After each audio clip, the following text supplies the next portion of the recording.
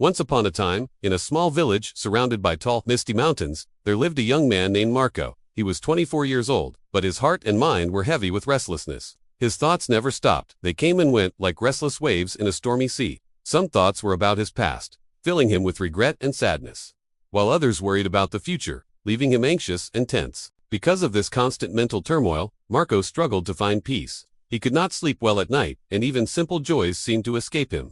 Smiles felt distant, and laughter seemed like something he had forgotten how to create. Every day was a challenge, as his mind raced with unending worries and his heart longed for calm. One day, while speaking with a traveling merchant, Marco overheard a story about a faraway village nestled in the hills. People said a wise old man lived there. Once a famous psychologist in the city, he had helped countless people understand their minds and find inner peace. Now retired, he had left the noise of city life behind, choosing to live quietly among nature. Occasionally, visitors would come seeking his advice. Marco felt a spark of hope. Maybe this wise man can help me, he thought, determined. He decided he would journey to this village, no matter how long or tiring the trip. He wanted, more than anything, to find the calm that had eluded him for so long. After several days of travel through winding paths, dense forests, and steep hills, Marco finally reached the village in the hills. The village was small and peaceful, with cottages covered in green vines and flowers growing freely along the paths. Everything seemed quiet, almost magical. In the center of the village, Marco saw a small house, partly hidden under the shade of large trees. On its porch sat the old man, his eyes closed, sitting perfectly still. A sense of calm seemed to radiate from him, and for a moment, Marco felt a strange serenity just by standing nearby. Taking a deep breath, Marco approached him and spoke softly. "Grandfather, my mind is restless. I cannot stop thinking. I feel trapped by my own thoughts. Can you help me find peace in my heart?" The old man slowly opened his eyes and smiled gently. His voice was calm, yet it carried a quiet authority. "So you are seeking peace," he said.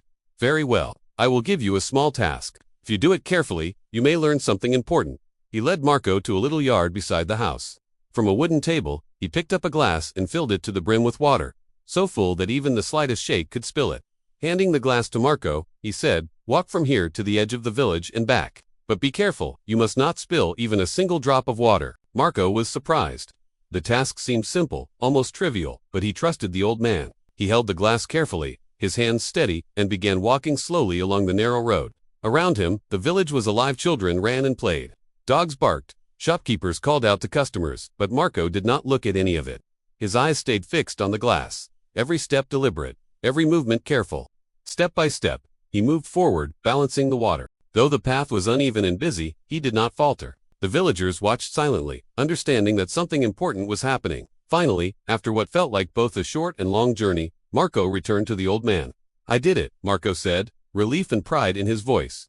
"I didn't spill even one drop." The old man nodded.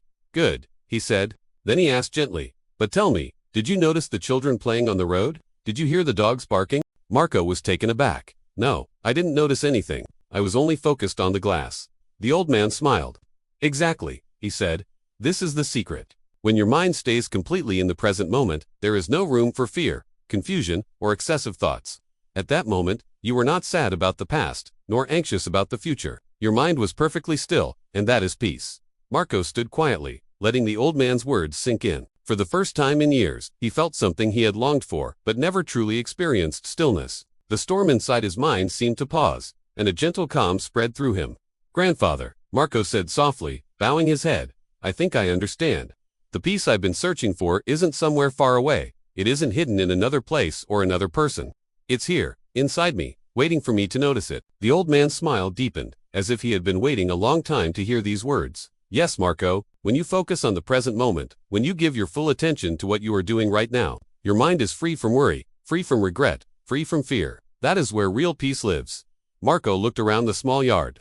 At the trees swaying gently in the breeze, at the sun beginning its slow descent toward the horizon, he realized he had spent so much of his life trapped in memories of the past and anxieties about the future that he had forgotten to truly live in the present. The old man continued, "Every thought about what has already happened or what might happen is like a drop of water spilling from a full glass. But when your attention is complete, your mind is like the water you carried, balanced, calm, and whole.